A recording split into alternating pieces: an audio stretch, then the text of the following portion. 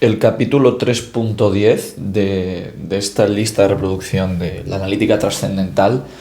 va a tratar sobre el primer principio de la objetividad, o el primer principio objetivo, el primer juicio sintético a priori que vamos a presentar como una cognición después de todo lo que hemos estado trabajando hasta ahora. Y el nombre que le hemos puesto es Principio de los axiomas de la intuición, y vamos a ver no solamente una demostración, que tenemos que entender esa demostración como una ruta, un camino que vamos a trazar desde lugares pues, que ya hemos transitado, y que, aunque no voy a poner los axiomas desde el principio porque el vídeo sería muy largo y tampoco creo que aporte demasiado, sí que voy a poner algunas premisas que ya considero suficientemente explicadas y suficientemente justificadas, aunque sea habiendo partido de esos axiomas que al final tampoco puedo justificar por un juicio más fundamental, pero sí que uno, cuando los entiende, dice, bueno, pues realmente sí que hay que partir de este axioma, porque si no, no podemos hacer nada, o este axioma realmente es algo que se presupone necesariamente en toda cognición, etcétera, etcétera. Y antes de pasar a la demostración per se, voy a sacar un pequeño resultado también, porque no se nos vayan acumulando las premisas y las conclusiones paralelas en la demostración de este teorema. Y este resultado es básicamente un poco juntar todos los axiomas de la imaginación productiva que voy a introducir para este vídeo. Al final, estos axiomas de la imaginación productiva no son más que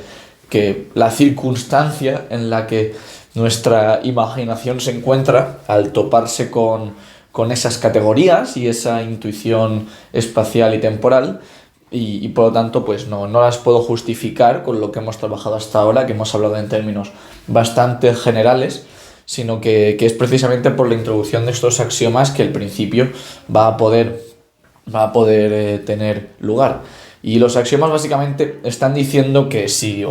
lo que debemos entender para estos axiomas que se están planteando aquí es, bueno, venga,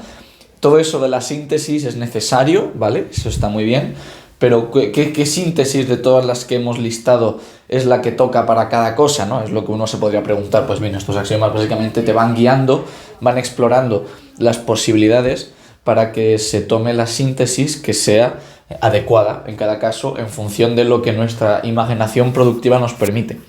Entonces, el primer axioma de la imaginación, son tres, como digo. El primero que he puesto aquí es que la única síntesis figurativa imaginable para la referencia determinada al morfé es una síntesis homogénea. Es decir, que siempre que queramos sintetizar ese morfé, siempre que queramos referirnos de manera determinada a la forma de la intuición sensible, tiene que ser por medio de una síntesis homogénea. ¿Por qué? Pues bueno, si alguno recuerda cómo definimos esa síntesis homogénea, cómo la presentamos, como que la tercera categoría era, digamos, homogénea, era uniforme, si se quiere ver así, con la primera. Por ejemplo, en el caso preciso que vamos a estudiar aquí, teníamos unidad, pluralidad, totalidad, y la totalidad pasaba a ser nuevamente una unidad. Y bueno, esto todavía a alguno le puede sonar a Klingon, le puede sonar a élfico, y por lo tanto dice, no entiendo nada, no entiendo por qué esto es un axioma, me parece de todo menos inmediatamente cierto. Pero cuando vayamos elaborando este resultado, es probable que ya digan, vale, por eso había que presuponerlo y no por otra cosa. El segundo axioma que he puesto aquí es algo que ya ustedes han visto, y por lo tanto no debería sorprender a nadie, pero bueno, sigue siendo un juicio sintético, y como tal pues hay que ponerlo. Al final, en este caso el axioma va a decir que las únicas síntesis homogéneas corresponden con los esquemas matemáticos, cantidad y cualidad. Pues que eso sea así no se deduce de la definición de los esquemas matemáticos, que era básicamente cantidad y cualidad. Que cantidad y cualidad sean homogéneos no es algo que se deduzca de la función lógica. Realmente hay que ver cómo se fundamenta esa síntesis, cómo se forma esa síntesis, para darse cuenta de que es así, ¿no? De que realmente la tercera categoría funciona como la primera, tanto en la cantidad, es decir, que la totalidad funciona como una unidad, como en la cualidad, es decir, que la limitación funciona como una realidad. Y finalmente, una vez, digamos, tenemos que la única síntesis imaginable para la referencia determinada al morfé es la síntesis homogénea, que hay dos síntesis homogéneas, cantidad y cualidad, el tercer axioma lo que va a hacer es eliminar, descartar una de las dos opciones. En este caso, la que va a descartar es la cualidad. El axioma dice que no es posible imaginar el morfé como una magnitud intensiva. ¿Qué es una magnitud intensiva? ¿Por qué esto está vinculado con descartar el esquema de cualidad? Recordemos que magnitud extensiva era la representación que se producía una vez se había producido ese esquema de cantidad, y la magnitud intensiva era el análogo para la cualidad. La magnitud extensiva era un agregado de unidades y la magnitud intensiva era una limitación de una realidad. Y sí, esto suena muy abstracto y es complicado de entender, pero al final estamos vinculando dos partes de nuestro edificio, estamos vinculando dos partes de nuestro árbol. Por un lado, la que tiene que ver con las intuiciones, el morfé, las cosas, las representaciones, y por otro, la que tiene que ver con esas categorías y esas síntesis. Lo que queremos vincular en este principio es precisamente el morfé, la forma de la intuición sensible, que como ahora veremos que va a ser muy importante para poder referirnos a las cosas, como no puede ser de otra manera, al final es la condición de posibilidad de la referencia a las cosas, esa forma de la intuición sensible. Y hay que vincularla con, en este caso, la síntesis cuantitativa, puesto que si eliminamos al final tiene que ser una síntesis homogénea, solamente dos síntesis homogéneas, cantidad y cualidad, y eliminamos la posibilidad de que el morfé se sintetice con una síntesis cualitativa, solamente nos queda la síntesis cuantitativa, y eso es precisamente lo que este lema nos dice, que la única síntesis imaginable, la única síntesis figurativa, descartando evidentemente la síntesis intelectual por razones obvias, la única síntesis figurativa imaginable para la referencia determinada al morfé es la síntesis matemática por agregación. Pues bien, este resultado, como digo, está vinculando el morfé con la cantidad, está vinculando el espacio y el tiempo con esa síntesis cuantitativa, y esto va a ser especialmente relevante cuando hablemos de matemáticas. Pero bueno, esto lo iremos elucidando en próximos vídeos. Vayamos a lo que es el teorema propiamente dicho, que dice así: toda cognición presupone una magnitud extensiva, un agregado en toda referencia determinada a una intuición.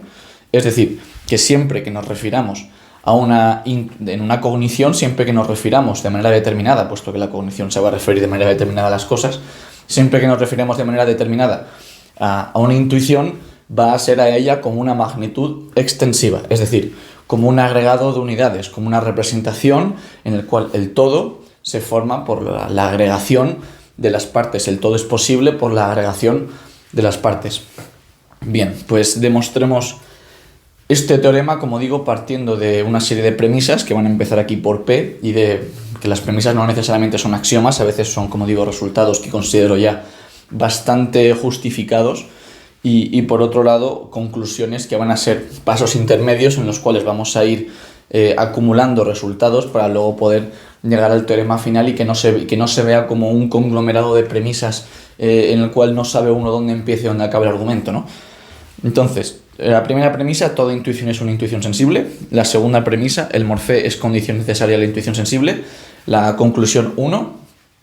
partiendo de la premisa 1 y de la premisa 2, es que el morfé es condición necesaria de toda intuición. Yo creo que de este resultado tampoco debe haber mucho problema. Si toda intuición es una intuición sensible, si no hay intuiciones intelectuales, y el morfé es condición necesaria de la intuición sensible, entonces el morfé es condición necesaria de toda intuición. Toda referencia a una cosa que presupone esa intuición, puesto que la intuición es la referencia inmediata a una cosa, va a tener que presuponer el morfé necesariamente. Premisa 3. Toda cognición, ya sea esta pura o empírica, presupone una referencia determinada a una intuición, puesto que la cognición es una representación con referencia determinada a una cosa, va a tener que presuponer una referencia inmediata a una cosa. Y eso es precisamente lo que hemos llamado intuición. La premisa 4 dice que la síntesis figurativa es condición necesaria para toda referencia determinada a la intuición. Si queremos ver, para toda referencia determinada en general. Toda referencia determinada presupone, sobre todo, que toda referencia determinada que involucre a la multiplicidad de la intuición va a presuponer esa síntesis figurativa, puesto que si no, tenemos el axioma empirista que nos dice que no podemos tener esa determinación en la sensibilidad y por lo tanto toda referencia determinada que involucre esa multiplicidad de la intuición sensible va a tener necesariamente que involucrar la síntesis figurativa. Esto no es más que un resumen, digamos, es la premisa que nos proporcionó la deducción trascendental. Es la deducción trascendental puesta aquí como premisa para poder elaborar este teorema. Y la conclusión 2, que se va a obtener de la premisa 3 y la premisa 4, es que toda cognición presupone una síntesis figurativa para formar una referencia determinada a la intuición. Esto, como digo, tampoco debería ser sorpresa para nadie, puesto que es lo que hemos estado discutiendo tantas y tantas veces, solamente que aquí se está especificando que no nos estamos refiriendo ni siquiera estamos refiriéndonos todavía a una cosa, a un objeto, nos estamos refiriendo a la intuición de ese objeto. Todo este planteamiento que estamos haciendo aquí es para referirnos a la intuición de ese objeto, pero es que además para poder referirnos de manera determinada a la intuición de ese objeto tenemos que referirnos al morfé de la intuición de ese objeto, puesto que es el morfé la condición de posibilidad de la intuición, y esto era literalmente la conclusión que habíamos sacado antes. Por lo tanto, la conclusión 3, que se saca de la conclusión 1 y la conclusión 2, es que toda cognición presupone la síntesis figurativa para formar una referencia determinada del morfeo de la intuición, o presupone una síntesis figurativa. Todavía no hemos dicho cuál, aunque se pueden imaginar que por el resultado del lema que hemos puesto al principio de este vídeo, ya se pueden imaginar cuál es, y eso es precisamente lo que la premisa 5 va a decir. La premisa 5 dice que la única síntesis figurativa imaginable para la referencia determinada al morfé es la síntesis matemática por agregación, es decir, que tiene que ser mediante el esquema cuantitativo que podamos tener una referencia determinada al morfé de la intuición. Así que la conclusión 4, que se obtiene mediante la conclusión 3 y la premisa 5, es que toda cognición presupone una síntesis por agregación para formar una referencia determinada del morfé de la intuición, que es, como digo, simplemente ir acumulando los pasitos anteriores. Si tenemos una cognición y esta cognición refiere de manera determinada a una cosa, tenemos que referirnos de manera determinada a la intuición de esa cosa, y eso implica que tenemos que referirnos de manera determinada al morfé de la intuición de esa cosa, y eso implica que tenemos que emplear una síntesis figurativa, que en este caso tiene que ser de carácter homogéneo, por lo tanto matemática, y específicamente tiene que ser la síntesis cuantitativa por agregación. Ahora bien, hemos denominado magnitud extensiva precisamente la representación producida en la síntesis por agregación. Es precisamente el resultado de ese esquema cuantitativo. Y por lo tanto, la conclusión 5 va a ser sustituir donde hemos puesto síntesis por agregación, poner magnitud extensiva. Y la conclusión 5, que se obtiene de la conclusión 4 y de la premisa 6, toda cognición presupone una magnitud extensiva para formar una representación con referencia determinada al morfeo de la intuición. Que esto ya empieza a ser un poco complicado de seguir, pero si van ustedes despacio se darán cuenta que realmente no es tan difícil. Simplemente estamos poniendo todas las piezas juntas para que al menos se entienda de dónde surge cada una de las conclusiones parciales y que no parezca que esto nos lo sacamos de la manga, ¿no? Y finalmente la conclusión 6 va a ser una reformulación de la conclusión 5 empleando la conclusión 1, que recordemos, la conclusión 1 es que el morfé es condición necesaria de toda intuición. Pues bueno, si hemos dicho que toda cognición presupone una magnitud extensiva para formar una representación con referencia determinada al morfé de la intuición, si todo esto es una condición necesaria para el morfé, la referencia determinada al morfé de la intuición, entonces lo es también para toda intuición, puesto que el morfé es precisamente la condición de posibilidad de la intuición. Es decir, conclusión 6, que obtenemos digamos, partiendo de las premisas de la conclusión 1 y la conclusión 5, toda cognición presupone una magnitud extensiva para formar una representación con referencia determinada a una intuición, que es precisamente lo que se quería demostrar. Así que, quod erat demonstrandum, hemos conseguido demostrar, hemos conseguido trazar la ruta de las premisas que hasta ahora deberían ser razonables, aunque para muchos todavía no estén muy interiorizadas y esto parezca demasiado sofisticado y un poco artificioso, pero veremos más adelante cómo este resultado es de vital importancia y además es algo extremadamente trivial para mucha gente. Es algo que que sobre todo la gente que, como digo, trabaja en matemáticas tiene que presuponer todo el rato, y por supuesto también los físicos. Es algo que empleamos en todo momento y que además va a ser condición de posibilidad de las propias matemáticas. Así que bueno, recordemos que el esquema cuantitativo teníamos esa unidad, que era la categoría asociada a la función lógica universal, y luego podíamos, digamos, imaginar una pluralidad de unidades, o podemos pensar una pluralidad de unidades todavía indeterminadas que sintetizábamos en una totalidad. Y este proceso en el tiempo es lo que denominábamos ese esquema cuantitativo, ¿no? Esa regla de ir agregando, de ir sintetizando mediante la agregación de unidades pues una serie de representaciones, en este caso sintetizar la multiplicidad de la intuición sensible en una totalidad, y todo eso en un proceso temporal. Pues bien, esto va a ser lo que, como veremos en futuros vídeos, va a permitir que podamos tener una referencia determinada al espacio y el tiempo, puesto que si no, el espacio y el tiempo se mantendrían como completamente indeterminados. Al final el espacio y el tiempo son representaciones sensibles, son la forma de la intuición sensible, o si se quiere ver así, son intuiciones puras, y por lo tanto para poder referirnos al espacio y al tiempo, para poder tener una referencia determinada a la mera intuición pura, que en los vídeos de la sensibilidad todavía era completamente indeterminada, no tenía demasiado contenido, eso de la intuición pura era muy oscuro. Ahora todo eso va a tener más sentido, puesto que precisamente la referencia determinada al espacio y al tiempo que vamos a tener, es esta referencia determinada y no otra, porque no hay más síntesis que sean compatibles, que sean imaginables para el espacio y para el tiempo, va a ser la síntesis cuantitativa, y por lo tanto un corolario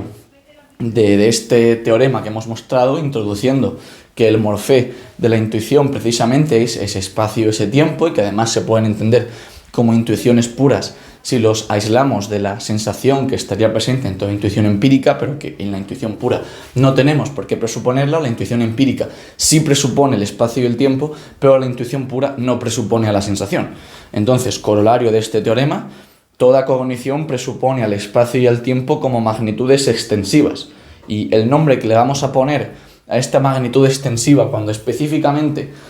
trabaja con el espacio y con el tiempo es quanta, que es un término latino que tiene cierta tradición en la filosofía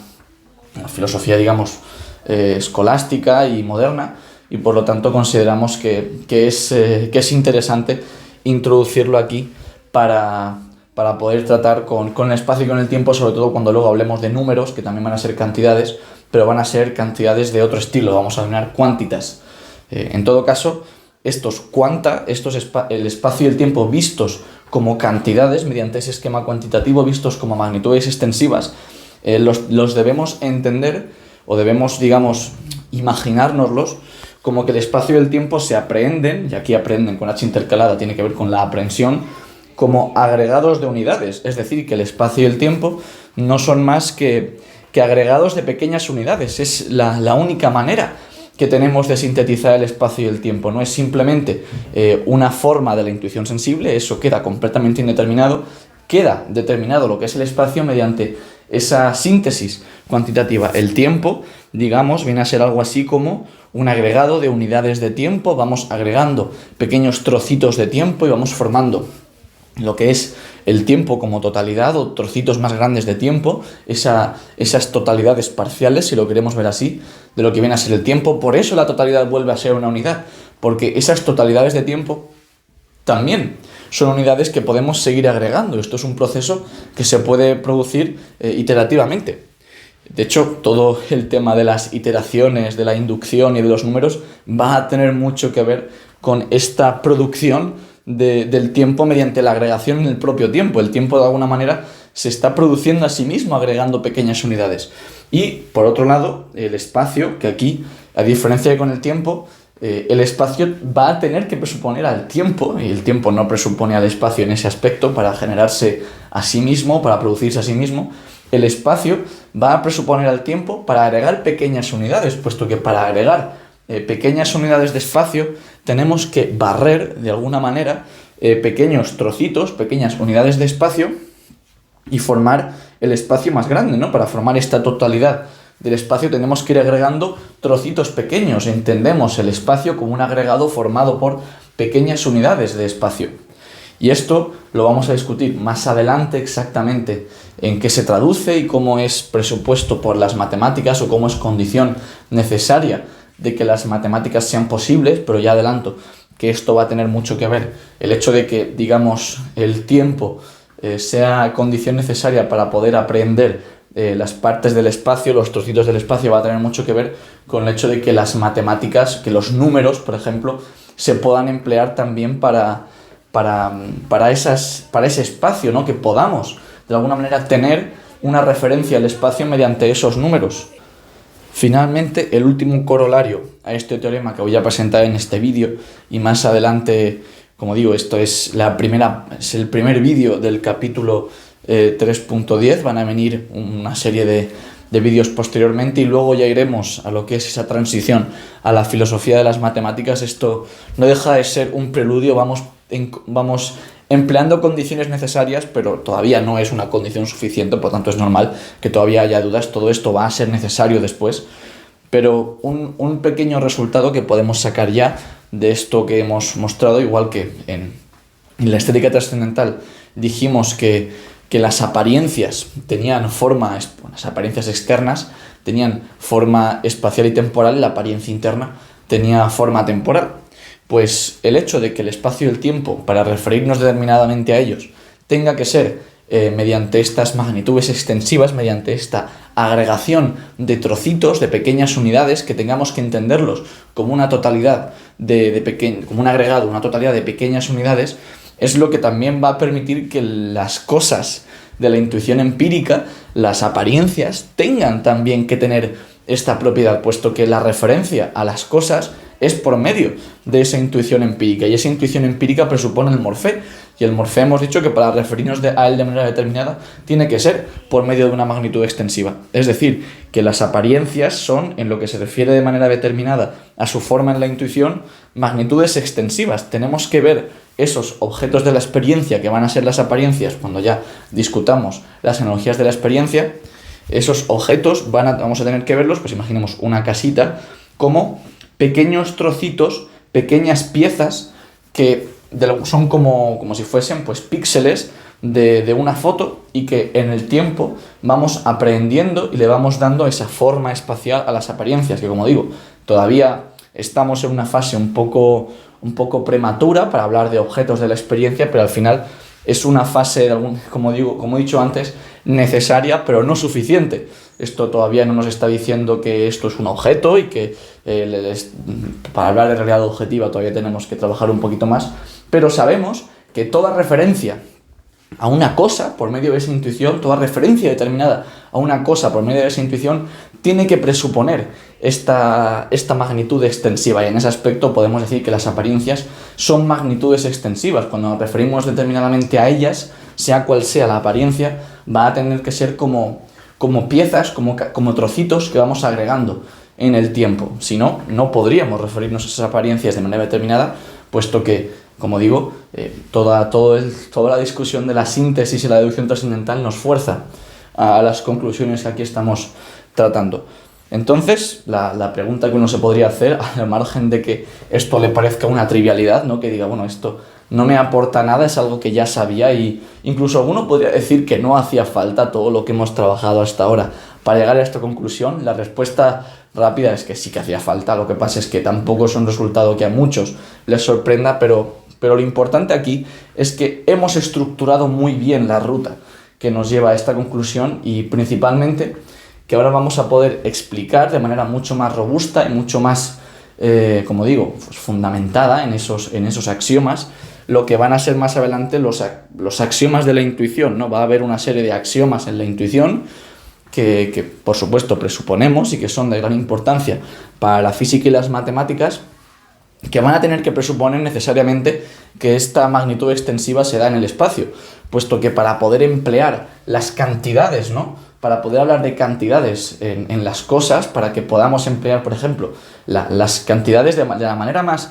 fundamental posible, para que podamos emplear cantidades en física, tenemos que presuponer que hay algún tipo de proceso por el cual una síntesis cuantitativa se da en la multiplicidad de la intuición, porque si no, ese uso de las categorías es completamente ilegítimo y es este principio el que nos va a proveer de esa ruta por la cual podemos trazar pues que si empleamos las cantidades en la experiencia, o si es legítimo emplear las cantidades en la experiencia, es precisamente porque este principio nos lo permite. Este principio lo que nos está conectando es las matemáticas, que en muchos casos trabajan con esas cantidades abstractas que mucha gente cree que no tienen ninguna vinculación con la realidad, pues la razón por la cual esa vinculación con la realidad existe, esa vinculación con los objetos de la experiencia, con la objetividad existe, es precisamente gracias a este principio. Este principio es el principio trascendental que le permite a las matemáticas ser verdad, el que le permite a las matemáticas tener validez objetiva. Es el principio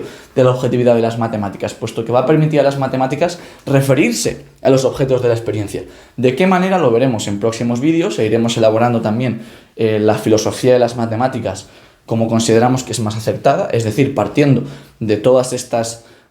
presuposiciones necesarias que hemos estado discutiendo aquí, ir construyendo cómo las matemáticas se van edificando en ese árbol del conocimiento y siempre mantienen esa referencia, aunque sea indirecta, aunque a veces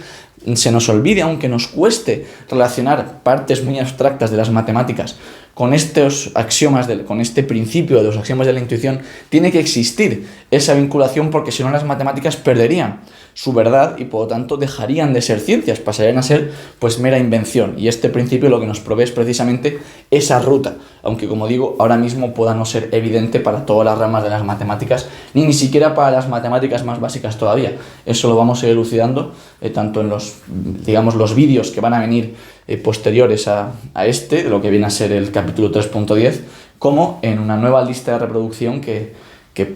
espero en algún momento esté más o menos planteada o tenga un esquema formado sobre cómo, un esquema no kantiano, formado sobre qué pinta puede tener de lo que viene a ser filosofía trascendental de las matemáticas o fundamentos de las matemáticas, fundamentación de las matemáticas como ciencia. Así que en los próximos vídeos vamos a seguir elucidando esto de las magnitudes extensivas y la vinculación que va a tener para esos juicios sintéticos a priori, que van a ser los axiomas de la intuición y por qué refieren a todos los objetos de la experiencia y digamos cómo el esquema cuantitativo está presente en todos ellos. Así que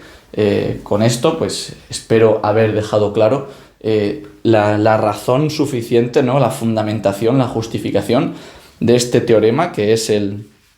principio de los axiomas de la intuición. Y si alguien no considera que las premisas estén justificadas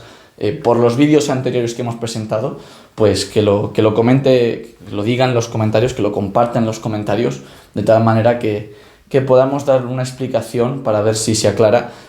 digamos, la ruta por la cual llegamos a este principio, que al final, al ser el primero, pues también uno siempre tiene la duda de si estará claro todo lo anterior y de si esto pues parecerá que nos lo hemos sacado de la manga o si por el contrario no lo hará. Puesto que los principios que vienen después son cada vez menos evidentes o son cada vez... es un poco más complicado trazar la ruta, por lo tanto, y además todos presuponen a este. Entonces es necesario que por lo menos este vaya quedando claro para que así los siguientes no parezcan tan complicados. Así que